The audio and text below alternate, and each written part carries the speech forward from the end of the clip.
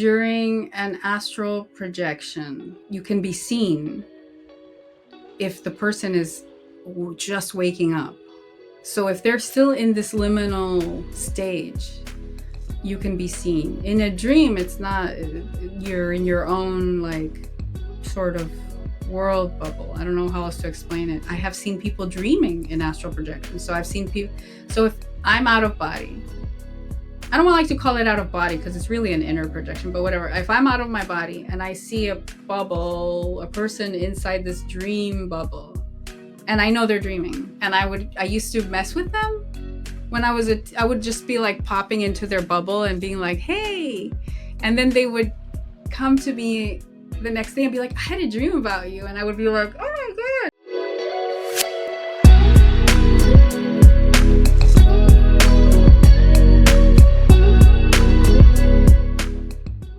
All right. So, Jenniffer, welcome to the Dream World podcast. I'm excited to chat with you today about dreams, spirituality, science, all things in between. So, just so people know, Jenniffer and I met on Clubhouse a couple years ago, like kind of around the time I started my podcast and started getting really into talking about dreams. I always remember you were like one of the really awesome voices that would always come Oh, bring good energy. So, yeah, take it away. Tell me, like, how did you get started with your journey with dreams?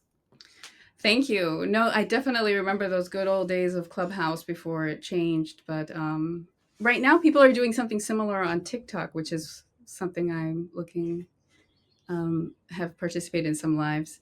But yeah, my journey in dreams actually started with astral projections. So it was like lucid dreaming was the default of what happened because I astral projected and would do astral projection exercises, which proves that even if you study astral projection, you know, the side effect is lucid dreams. So that's a good thing. But Yeah. it was actually, but dreamwork was way later than lucid dream. So it was like astral projection. Then I had, of course, crazy wild lucid dreams without any training. So it was just me doing whatever I wanted and being completely selfish and just like egotistical in my lucid dreams. And once I went into the dreamwork practices, the lucid dreams changed because, as you know, dreamwork is way more introspective, and it really is a psychological slash spiritual grounding practice. So that's when everything actually started, and my lucid dreams and astral projections took a more deeper turn. That's really interesting. So I'm curious because I get, people talking about this a lot. What do you think is the difference between astral projection, lucid dreaming, out of body experiences? Do you think there's any overlap, or is there like a clear difference from your experience? Well, I've always been in team overlap because I say team because it's such a discussion out there.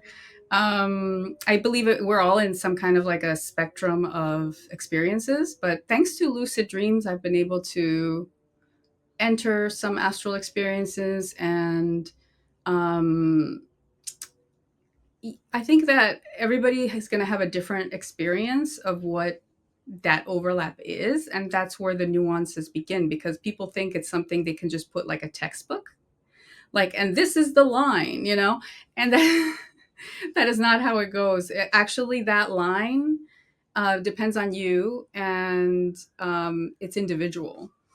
So we all have to find our own spectrum of consciousness within all those realms. Yeah, that's true. I always think it's such a personal journey. We can't make it so rigid because, we have to allow for people to have their subjective experiences. So, where do you draw the line? Like, can you give me maybe like a story of like a cool lucid dream you had and then maybe an astral projection and how they were different for you? Okay, so let's say I'm in a lucid dream and I want to astral project. So I understand that it's going to take a shift, but I don't know how to. Well, in my early days, I didn't know how to do that. I think as you get older and wiser, you're able to more shift into it in a little bit of a more flowing, different way. But back when I was drawing more lines, so to speak, or discovering, or coming to an edge, so to speak, and being like, "Whoa, this is something." that can turn into something else, I would create scenarios that would allow me to do so. For example, I would jump into water, and I knew that in astral projection there's a water element to it. Like there's like a sensory thing that would get activated. So if I jumped into water in a lucid dream, it was like a portal for me, and immediately I could feel that I was in back in my body, getting out of my body during that time. So then the experience would shift. Um, or I would jump through glass. I mean, I know these are very extreme, but I'm in a lucid dream and it doesn't matter. But I needed to activate my energy body, and somehow I was very sensorial about it. So that, like I said, everybody's going to find their way where they cross that border, so to speak. But now it's not so like that. I feel like I did that in enough for enough years that it evolved into just like intent, a strong intent, and I can shift just my awareness. It became more fluid. Yeah, that makes sense. So, what is your practice like nowadays in terms of recording dreams, or how often do you get lucid? Do you have any specific things that you do?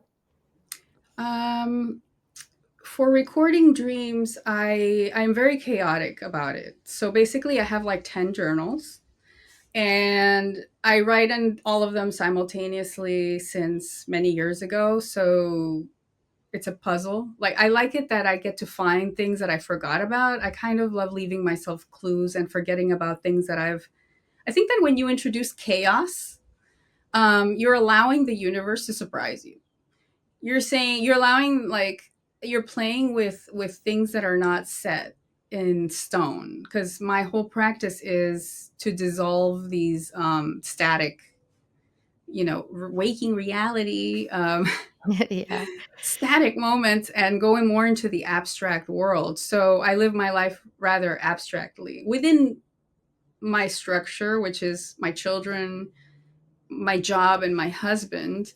um, I Everything else is completely chaotic and abstract in my life. So I write in my journal, I write in my phone, I write in my computer. But I do write. Although last month I had a very low, because I've been writing my book, so I'm having a low journaling, slow journaling time, because whenever I do have time to write, it has to be the edits, because I'm at the end, almost at the end of it, and I really need to push myself, because I'm also a procrastinator.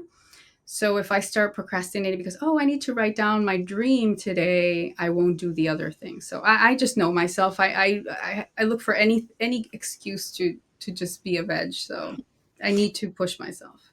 Yeah, that's awesome. Yeah, with dream work, it's always, adapting to what's going on in your life. So, Yeah, totally makes sense. And that's exciting that you're writing a book. Are you allowed to share what it's about, or is it still secret? a little bit. But before I talked about that, probably me and you and everybody else that we know find little circles of for dream circling. So besides dream journaling, I also participate in a dream circle. So that's my other way. But Yeah. yeah, the book I've been writing for 2 years and a half. Um, it is very. It's been very tricky to write it, because it's the first thing in my life that I've ever actually finished. Well, I don't want to say finished, because it's still in the second edit of the whole thing, but it's a finished book just being edited. So I'm excited about that. I almost feel like I'm breaking through some generational like curses of unfinished business. So it is not a dream book like people would probably expect. I am more of a shadow worker. So it's not either a shadow work book as people would expect. In this book, I think I've explored and experimented a different side of shadow that I've always wanted to indulge in, which is past. Not to say traumas are not a good or bad thing, but it's moving beyond that, but includes that in a sense. But it's more than that. It's a little bit um, more in the metaphysical consciousness exploration aspect of shadow, um, as an evolutionary tool. So yeah, I haven't really talked about the book too much because my well, I forget I'm talking to you. My guides, to certain people, I'm just like, I'm not going to say guides, but Oh yeah, no judgment um, here. my dream guides and astral guides have told me not to talk about it. So I have been like very having a very hard time not doing that because um, I am a content creator, and I usually blab about everything that's happening to me as soon as I wake up, or and I haven't been able to do that. I've had to be like, oh, this happened, let me go write it, because I haven't been able to share too much. And I like that because if I shared, I might not do it. It's so I'm kind of playing, making sure that my self saboteurs are, working with me. So doing shadow work while, writing something about the shadow has been interesting. Yeah, that's awesome. Well, I'll definitely stay tuned and keep up with when it comes out. So that's really cool. I love that you're into shadow work as well. I've seen a lot of your content and your YouTube videos, which I'll link. I think it's important content that you're making as well. Thank Let's talk you. a little bit about that. Like, why is shadow work such an important thing for people to dive deep into themselves? And I know it relates to dreams, but there's a lot of shadow work as well that's not dream related. So I think it's all important and deserves to be talked about. Yes, the shadow and dreams definitely share a space. It probably dreams led me to shadow work, so I'm very grateful for that. I didn't know that. Well, you know what? I didn't know, but my subconscious knew, because ever since I was in college, just fresh out of high school, um, I studied photography, and my style of as a photographer, even as a student, was chiaroscuro, which is claroscuro, which is light and shadow. So I was already there. I just didn't know it, and I didn't know how to put it into words because I was young and I was distracted by learning about myself and everything. So, as my life progressed, that continued. And eventually, I think the moment when it really like clicked was I was living in California at the time. I was probably 35, maybe younger, in my early 30s. And I realized that I was working for Light and Shadow. I was working for a lady called, with the last name Light, and a lady with the last name Shadow. They were both my bosses in different jobs. That's So, funny. yeah. And, it's like I think life prepares you, and I've been very well prepared, and I don't even know, maybe pushed. I've been monitored, pushed, tricked, like you name it, by a team of guides. Maybe I remember them because I'm so obsessed with consciousness, but everybody probably has a team of guides. I just remember them, and that's just the difference between, people who say, "Oh, how come you have guides?" I'm like, I just remember them. I'm a consciousness diver, like a hardcore one. So I think you need to be like extremely curious to be like trying to look for that moment. Yeah, I love that. I can totally relate. I've intentionally, more times than I can count, gone into my lucid dreams looking for spirit guides or, angels or, my team that supports me. I want to know who they are. I always invite them into my dreams. And yeah, I love how you said they push and support you and, help you along. That's really cool. And so, what are some ways that you connect with your guides and like ask them to show you the way? I'm sure it's been a long time coming doing this for you. Well, I was never a good student because I didn't want anything to do with it. Um, so we grew into a relationship, but it was not easy because I was very stubborn. I had a Catholic chip. I wasn't Catholic, but the chip is there whether you're Catholic or not. Like there's something about heaven and hell. So there was a lot of deprogramming that they had to endure with me, I think, because of fear and other things. But when I didn't want to, I was forced to. So I don't under. They were not like, oh, okay, she's scared, let's leave her alone. It was more like, oh, you don't want to come out of your body today and have a lesson. Well, you're not going to be able to sleep. So if I'm laying down, they would shift my perception so that I would feel like I was standing up with a pillow behind me. And then if I pretended that I didn't want anything to do with them there, they would shift my perception again and again until I was like, fine, what do you want me to do? And the beginning of my training was usually just how to clear space, clear house. So this sounds very, I don't think I've talked about this before. Maybe I have, but it was basically if there's an energy somewhere that I need to make sure is either crossed over or something, they taught me how to do that, and I just kind of did it like a teenager would do a chore. Yeah, So that's what I mean by they didn't give me a choice. It was they not were like, a romantic thing.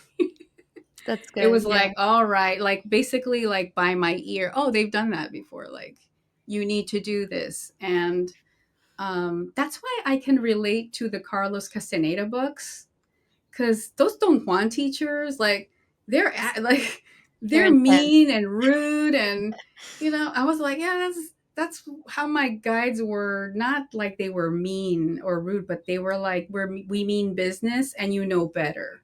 Yeah, And yeah, so but now it's a different situation, of course, and I apologize all the time to my guides because I know that they are also an aspect of myself. I don't give my power away in that way ever, whether as an exercise, a tool, or a belief.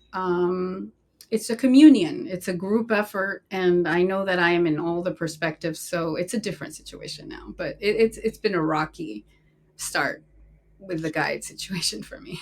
that's funny. Yeah, I love that. I love how you see them as parts of you that, guide yourself along, and, it is really kind of a communal thing, and that's great to see that relationship evolve. I think that's really cool and inspiring also. Um, Another thing I wanted to ask you, which I love asking people this, especially when they tell me, they're a parent and they've gone through the motherhood journey. I'm really curious, how has that affected your spiritual journey and, in particular, dreams? I love hearing about people's cool pregnancy dreams, or whatever you have to share in that journey. Well, this probably crosses over to soul journeys, but my kids, both of them, were a journey and in and of itself. So around, I don't know if 3 months, 4 months, around that time, I just like I usually go through lessons and schools in Dream and Astral.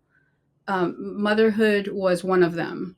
So I had a say in bringing the being into my body. So that was the journey in of itself. It was almost like the thesis or the final, like finals, because we're talking about bringing a being into my life. So it wasn't normal. It was not like a normal lesson. It was very tricky. It was very risky.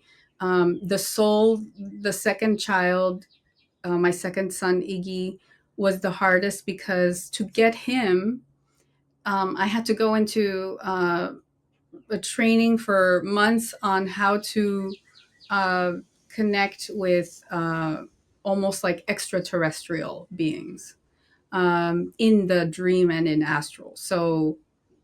That so during the whole pregnancy is the whole journey with that soul. The first son would take My first son Wolfie would take me out of my body and show me things, and he was like a grown ass soul. So it was weird to think that there was a baby inside of me. It was like, no, there's this like ancient warrior that is trying to show me something before he forgets. So I had a lot of experiences with them. And by the time they were born, it's almost like there was a little myth about each child.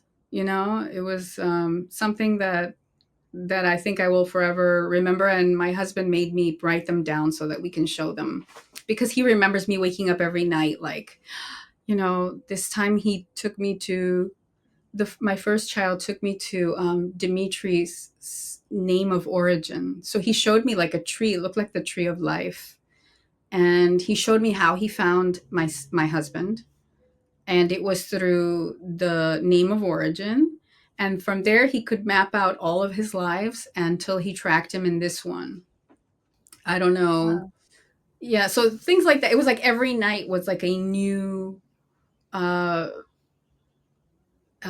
movie, about how I'm developing a relationship with them. Wow, that's incredible. Super powerful. I mean, I fully believe, that when children come into this world, especially these, newer generations of kids, they're so smart spiritually and consciously, and they're bringing on things to help us in our journey. So I think that's so cool. I mean, I personally don't have kids yet, but I do want kids, so I know that I will have that feeling of like initiation when it comes my time. That Um, was the word. yeah, initiation, and it's just like I get goosebumps hearing you talk about it because I know it's such a powerful, like, moment. So I think, yeah, big respect to you for going through that. What was it like watching your kids grow up? Do you think they embody some of those characters or characteristics that you kind of got to know in while they were in the womb? Well, my firstborn, he always gave me that ancient warrior vibe every time we astral projected. It was always intense, electrical, and serious business. And he is like that. He is no joke, um, mind on the task, and obsessed with whatever he likes. He When he was a baby, he hated being a baby. I don't know if I've ever been able to say that, but he did not like being a baby because he was stuck in this little body that couldn't move. So if you would see my son when he was a baby, he looked like he's looking at his limbs, like, ah, oh, he would fall over and he would be growling Oh yeah, he's been here before. like he hated being a baby that couldn't do anything. And even now he hates being a boy that can't make decisions, and stuff like that. So he always pushes us like for his freedom. And it's been difficult, but I understand where that comes from. And today we're opening, he's 11, he wants a bank account.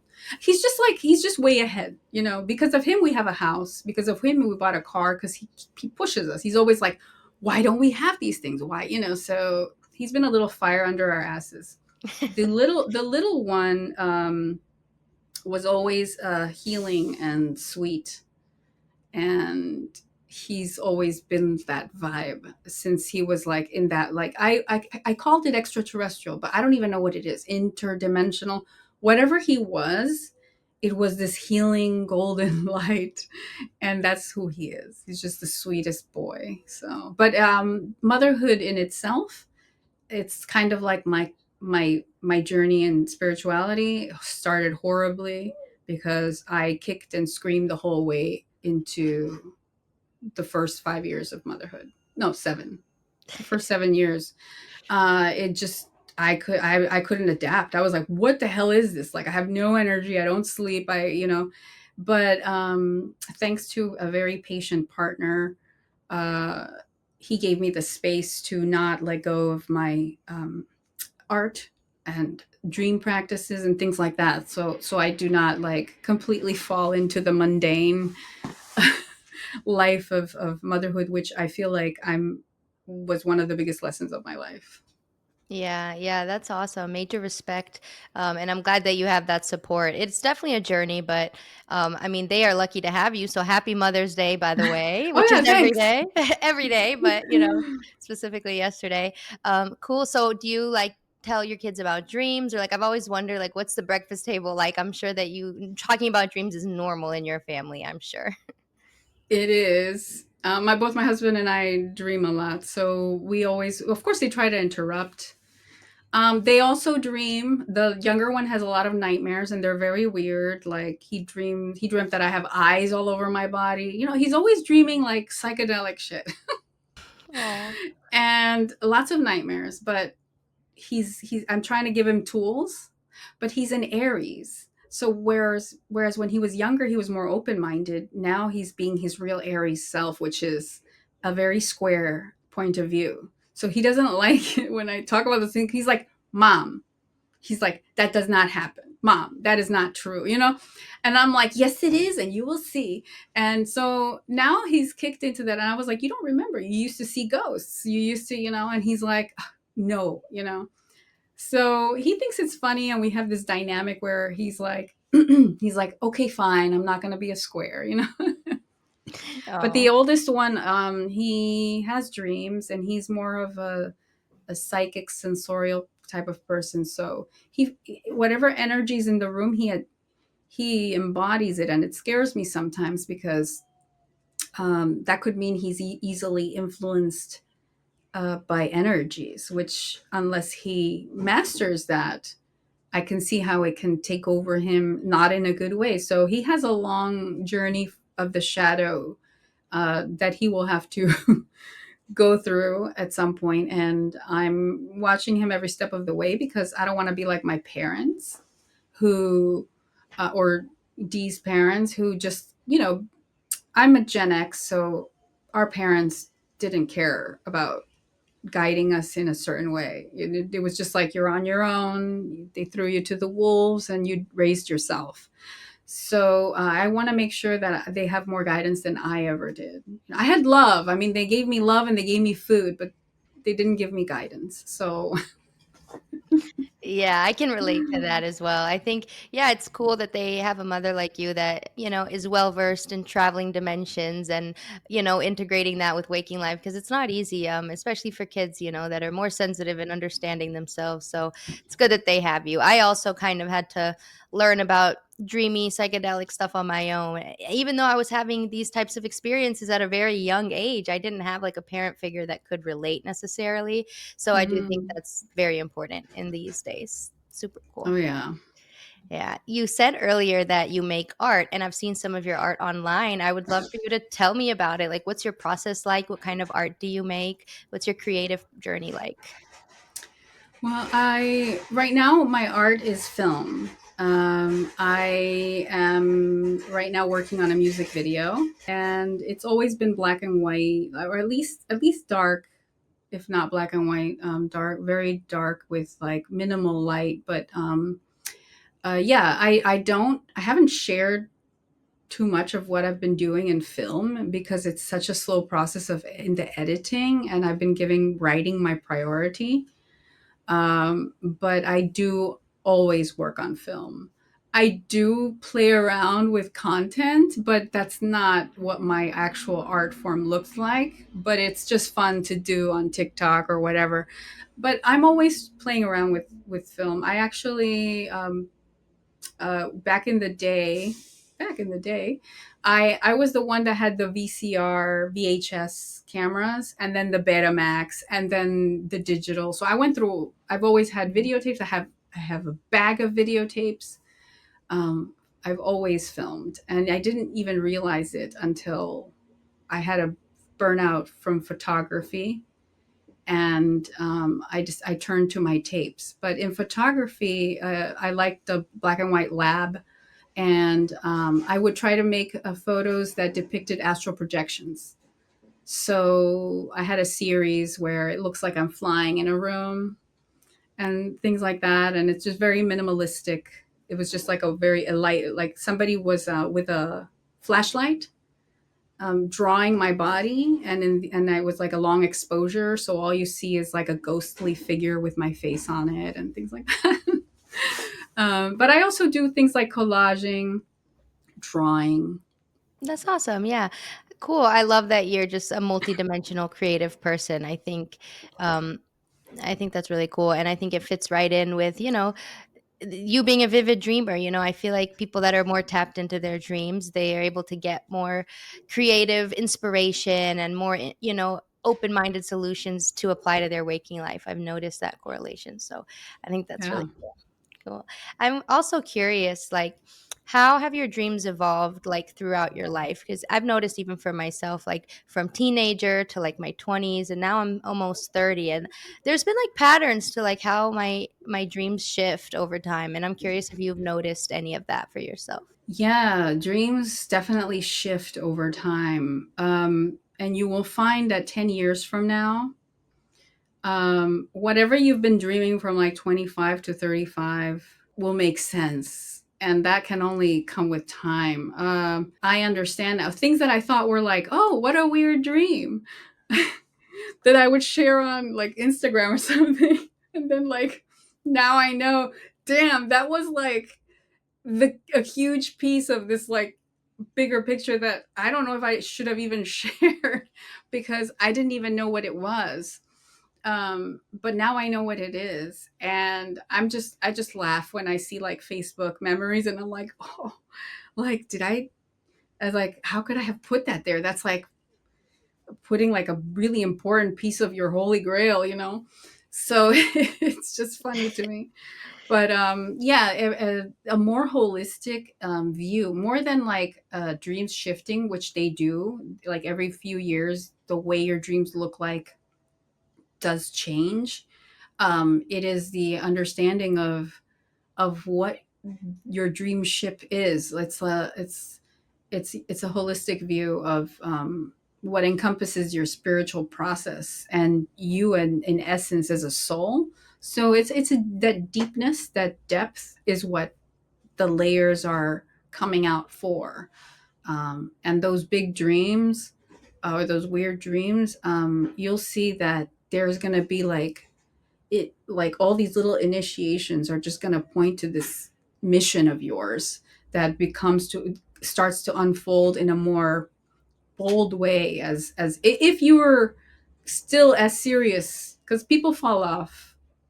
I've been in this dream thing for long enough to see people like go hard for 5 years and then bloop, and I'm like I wish I had that luxury of being like I'm done with this, gonna go do something else. But it's just something that I can't. It's tied into my mission, so I can't just be like maybe I'll take a day off, you know. But if I don't pay Yeah. attention to it, something's gonna I'm not gonna remember. Yeah, that's cool. I'm right there with you. I don't plan on stopping making content or some sort of work with dreams anytime soon.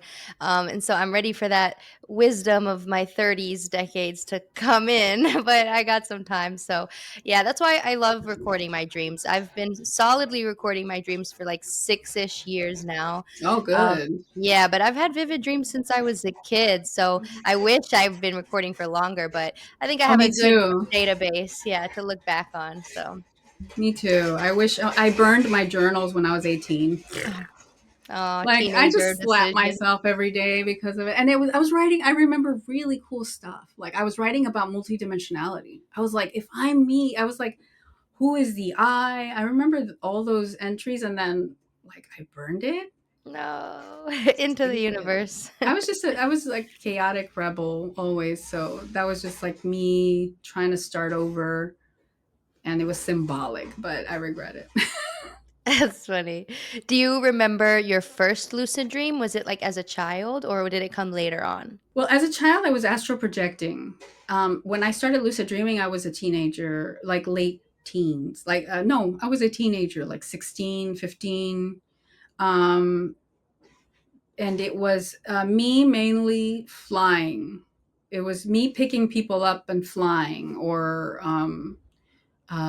you know, lucid sex, or whatever people do when they first lucid dream. That was me. And then I got bored of all that, and I would just freeze world, and I'd be like, oh, what do I do here?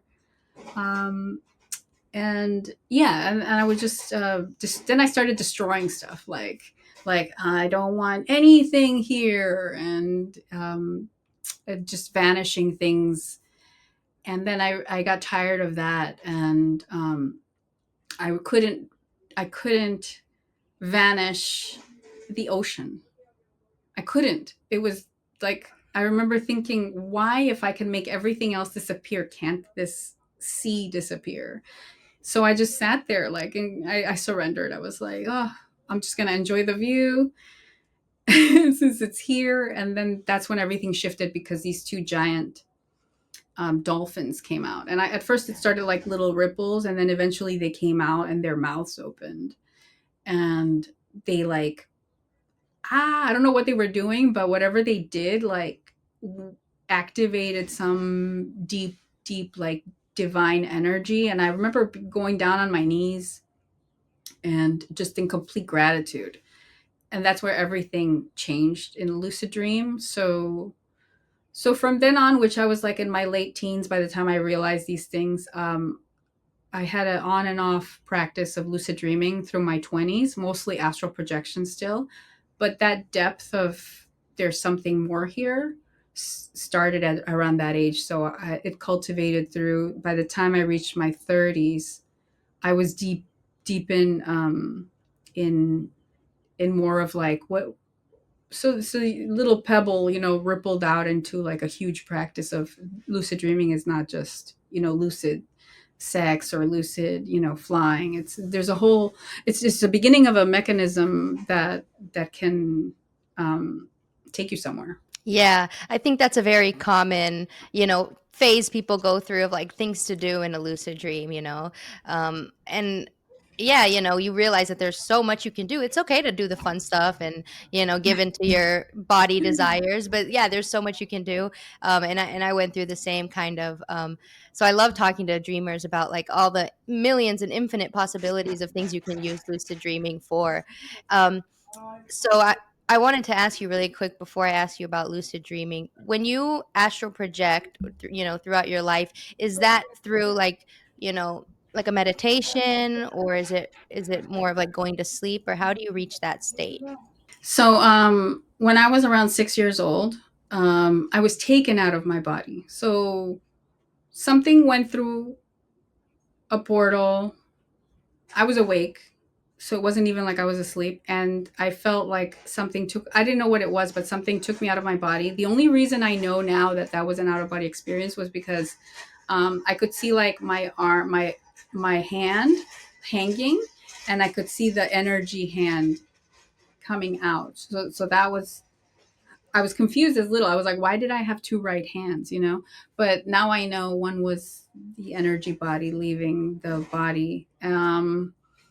After that, the it was just like my body just naturally would astral project during the night. But then I put a mental block on it during my early years, and an incident happened at school when I was like in ninth grade, where I became the shadow. I mean, the kids at school blamed me for something that I didn't do, and everybody like gave me like the cold shoulder, and it was almost like I became the shadow. Like I became this like person to shun, or I guess now it's cancel culture, right? So Yeah, I literally. got canceled.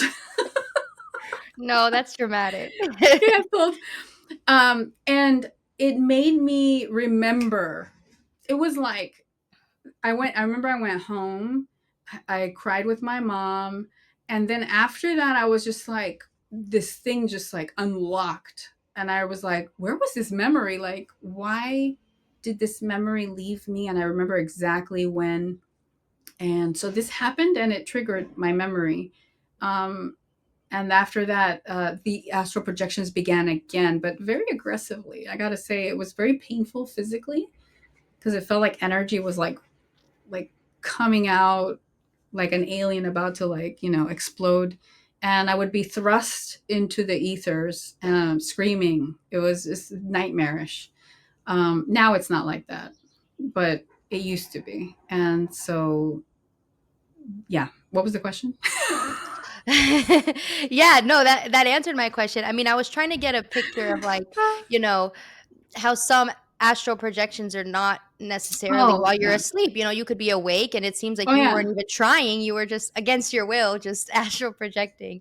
So I think that's interesting. And it adds to the whole conversation, like we were saying, the discussion of are lucid dreams and astral projection the same? And I agree with you. I think that Mm. they can be different and they have some overlap, but you don't have to be asleep to astral project. People do it all sorts of different ways. So I think Yeah, that's there are differences for me, at least when I'm way into the dream, and that is um, during an astral projection, you can be seen if the person is just waking up.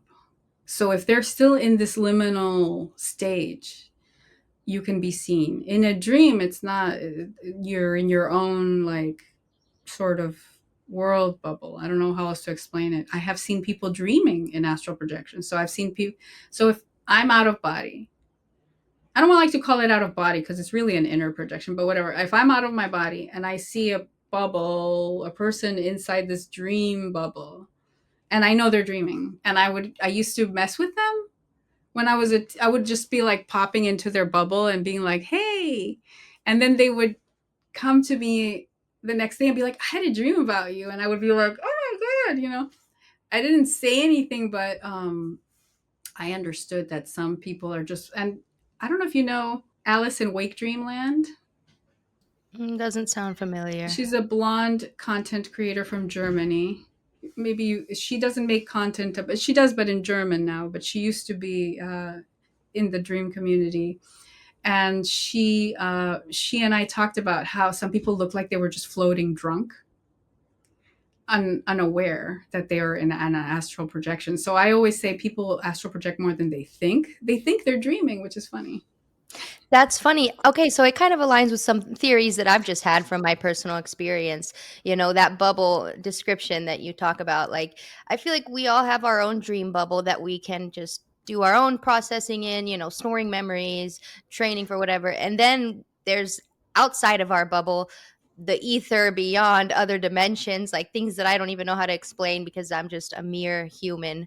Um, but and sometimes our bubbles might overlap, or we can share dreams with each other, or we can access the collective bubble, and then whatever's beyond that, who knows. But I do think that that's why there's confusion of different types of dreams or different levels of Yeah, dreams. Like maybe some lucid dreams you're in your bubble, but some dreams I travel very far away, and I know that, and I feel it, and I come back with lessons or energy or something that I have to kind of recover from. So yeah, some dreams we really do go places.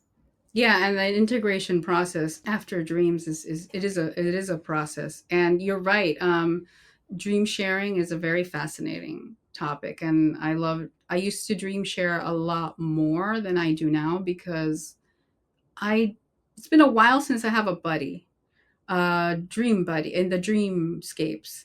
I've been on a solo because of the book and because of my life. I've been on a solo learning sphere, solo, humanly solo, but but I am out with in the digital collective connecting about dreams. But yeah, it's been a long time since I've had like somebody as crazy as me, and we're like, see you tonight, see Yeah, you later. that's funny. Yeah, I used to do that a lot with some lucid dreamer friends. So if I ever get lucid, I'll see if I can find you and maybe we can Yeah. meet up for lunch in the dream world. I once made a dream world edible. Really? How? What was in it? Everything was edible. The I was in a dock and I was just ripping pieces of concrete or house and just eating the whole That's funny. time. Did it taste good or did it taste like Yeah, it concrete? tasted no, it didn't taste like concrete. It tasted Oh, like sweet that's awesome. crackers. I don't know. See, this was going to be another thing I wanted to ask you is like all the infinite possibilities of things you can do in a lucid dream, like the random, fun, Oh my therapeutic, god. or just crazy, weird things. Like, what are some of your favorites, like weird things you've tried in a dream, or fun, or whatever adjective? Well, eating the whole dream world was a good one. But I've also done something that I think is fun. I don't know if people think this is fun, but I have initiated two dreams at the same time. Oh, sounds hard. So well, you make one color and you make one black and white. But this is like just for fun. I decided to think maybe I can be in two dreams at the same time, and it happened. And I was like, "Whoa, that was awesome!" There's so many. But oh, there was one where I was like, I would give riddles to the dream world. I'd be like, okay, I want to be able to touch the sky. I want to be able to fly, but without leaving the ground. And I was like, do your thing, dream. And the dream made me into a giant. It was like, Oh, like I that's felt like clever. Alice in Wonderland. Yeah. And I felt like I could see everything and it felt like flying. So things like that, I loved interacting with the dream. I feel like the dream has a very good sense of humor and like a highly intelligent like, intelligence that knows you more than anybody, you know. Yeah, definitely. That greater intelligence behind the dream is something that a lot of people talk about, authors and dreamers and creators in the field.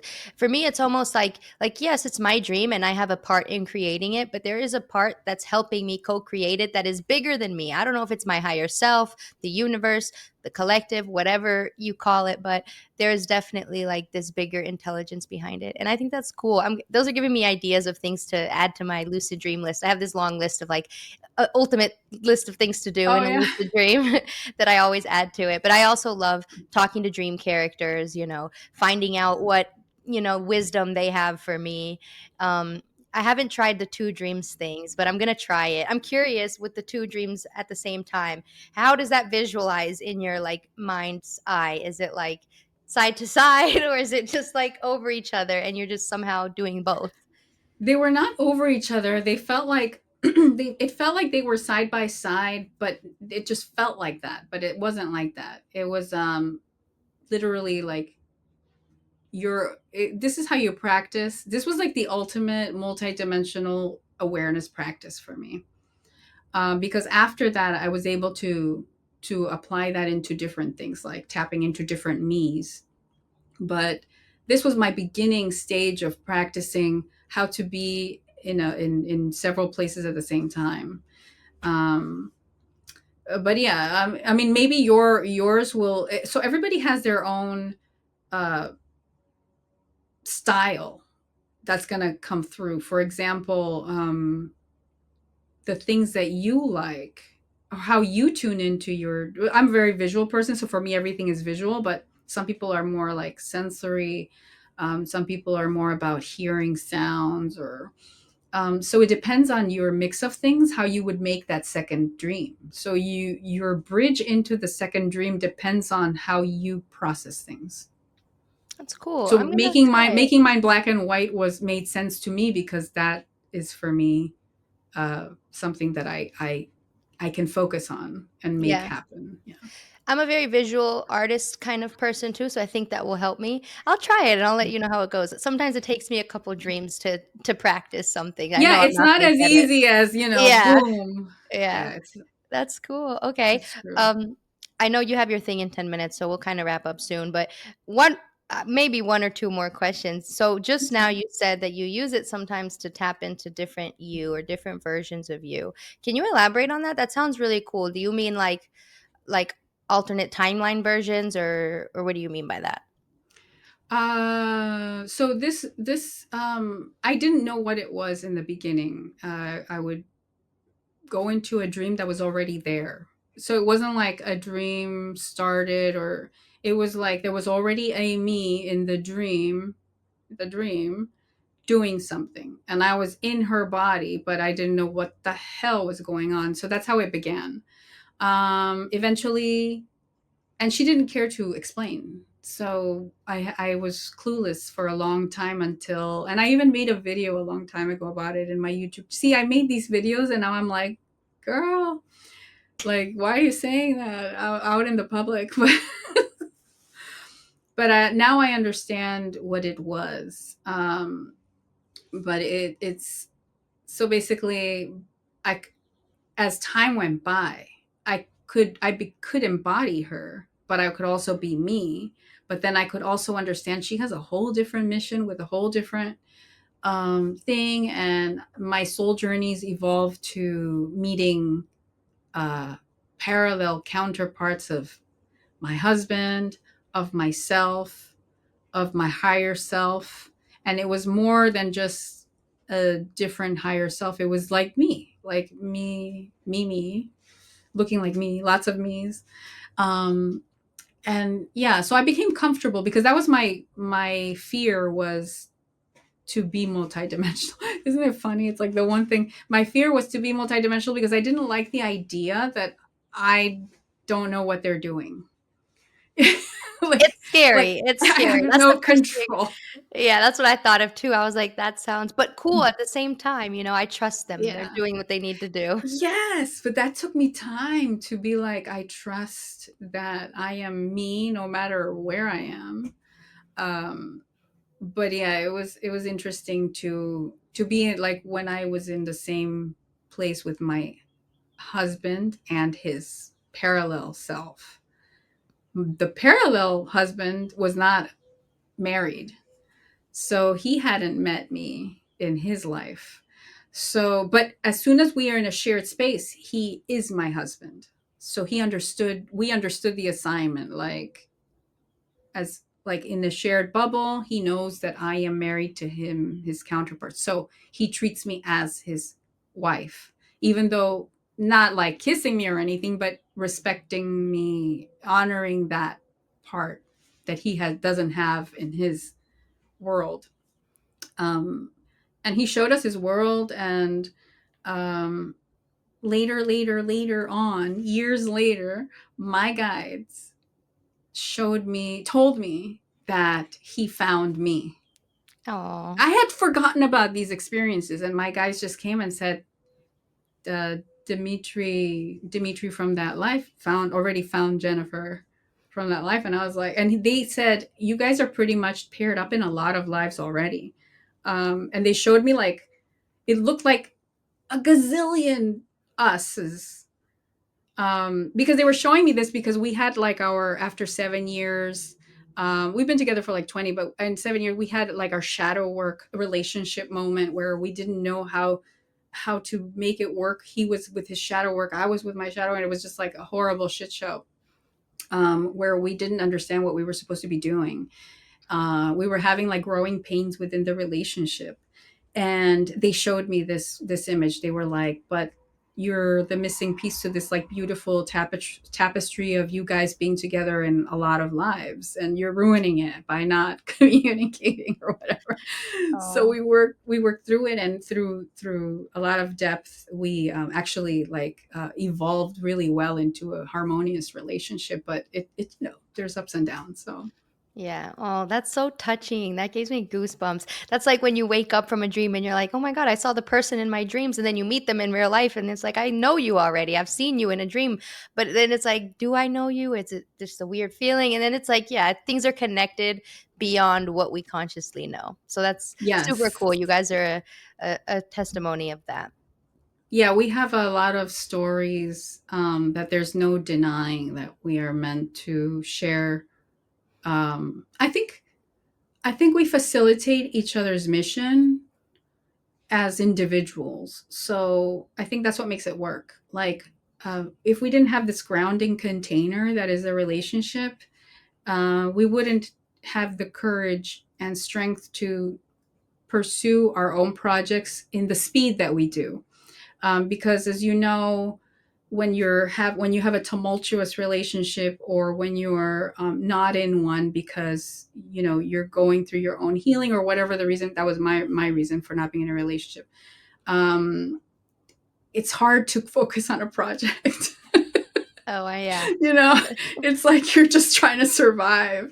So I think being in a grounded relationship in the last, like, the second half of our marriage has allowed me to actually enjoy my creative process and not worry about stupid shit. Yeah. I love that. What a good journey you've had. A long, tough one, I'm sure, but I'm proud of how far you've come and all the work you've done Oh, thank into, you. bringing conscious souls into this world, putting good content out there, putting out a book. I really love that. We'll stay in tune for sure. Um, so where can people find you? Like if they want to see your content, learn more about you, stay in touch. Well, I'm on YouTube, under Jennifer Claroscura, and Ancient Dreamers. Ancient Dreamers YouTube is my guided meditations. And in Jennifer Claroscura, it is more of the dream stuff, dream talks and things. But I'm also on Instagram as Ancient Dreamers, and TikTok, Ancient Dreamers. I'm mainly on TikTok, to be honest. I feel like there's a flow in life, right? Like my life in the digital, let's say the digital sphere has a flow, and it's not in Facebook and Instagram for me. The only reason I post on Instagram is because I have you guys, Yeah. that there's the dream community has been there for a while, and it's like posting for my friends. But TikTok, I feel like, is where the flow of people are, Yeah. and I'm more interested in that. And like, it's just something I sense. I don't know if that's going to change or not, but it's where it's at for me right now. People think that TikTok is just people dancing around, but you can basically train your algorithm to not do that. Yeah. TikTok has a lot of new people. I get most of my views from there as well. And Oh, yeah. um, yeah, I mean, that's where I have the most following. I don't I know if follow it's you there. That's where I see most of your content. yeah, I think I post the most there, and then I just take those videos and just dump them on other platforms. But I've been trying to get more active. I go through this love-hate relationship with social media, and then Me it, too. it sucks sometimes. It's very discouraging sometimes. But I've been trying to use the features, go live more because I know people appreciate the content I make. So I'm gonna keep doing it. But I don't. For me, it's like TikTok opened something intuitive in the algorithm for me. So I almost feel like and maybe that's different for each person. I don't know. that's cool. Well, I'm glad you're on TikTok. So keep doing what you're doing, and I will continue to support. Thank you. Yeah, thank you. Likewise, I always like hearing you're always full of life and energy, and you seem genuinely interested in the topic versus just regurgitating, facts or something. Like I feel your passion, and that's why I watch them. So Thanks. Yeah, I try to always come with facts and science, but I think what people I've noticed what's more valuable is like my sorry. experience. Oh, you're good. What's more valuable I've noticed is like my personal experiences, like, oh, I had this dream and this happened, and people gravitate more towards that than like Yeah. some fact from Google. So, Well, you yeah. have excitement. It's like you have you're breathing life to the topics with your energy and with your excitement. Oh, thank you. And I appreciate I like that. a sense of humor too. Like I am goofier than people think. Um, I'm just a gigantic goofball. So I do say things with a straight face, which is my husband is sometimes like, I don't think people knew you were joking. I'm like, Yeah. but I do, and that's what I find hilarious because I say things with a serious face a lot. Like, uh, I recently did a funny Matrix video, which I call it funny. I still believe in what I said, but I did it in a funny way. um, about the Matrix being related to the mother and the womb, but because of Mother's Day. I love that. But yeah, I like people who make me laugh too, as well as have fun with their content. I'm always uh, I always get sad when somebody loses interest in, like when you saw them so excited for a few years and then they lost Yeah. No, interest. I that have won't like a happen great over here. I have like a graveyard of creators that Oh, I'm same, and I'm then you I see still them change. mourn. I Yeah, and then they still change mourn. their page to something else, and it's not a dream page anymore, now it's like yeah, I've seen I'm some of like, those. Yeah. I will say I've started making more diversified content just about travel and stuff, but I'm never gonna stop talking about dreams, like, I'm yeah, committed. because you're still talking about your life. Exactly, yeah, it's part of my life, and it will Yeah. always be, even though there's many other things in my life, which I'm gonna start integrating into my TikTok, but dreams is top for me. Plus, dreams is about symbolic language, and I feel like you can live in a symbolic way and like you can show dream work in Yeah, lucid practices. So I feel like even content showing pieces of a person's life is valuable. I love it when I see something different in a content creator's page that shows a little bit more a look into their authentic life. You know what I mean? yeah, yeah, So yeah, that's it's good. good that you're integrating that. Thanks. Yeah, exactly. Because dream work goes into every part of my life. So I'm just gonna start showing that. Um, so yeah, it's awesome. I love doing it. I love what we do. And I know it's just a small part, but somehow connected to everything else that we're involved in. So keep That's doing what true. you're doing. Yeah. Thanks. And You I too. really appreciate you coming on here and just sharing some of your stories and good energy with me. It's been great to catch up. Oh, yeah. Thank you. Thank you for inviting me. I'm Yeah. always down to speak about dreams or anything consciousness related. Awesome. Yeah, we'll do a part 2 sometime in the future.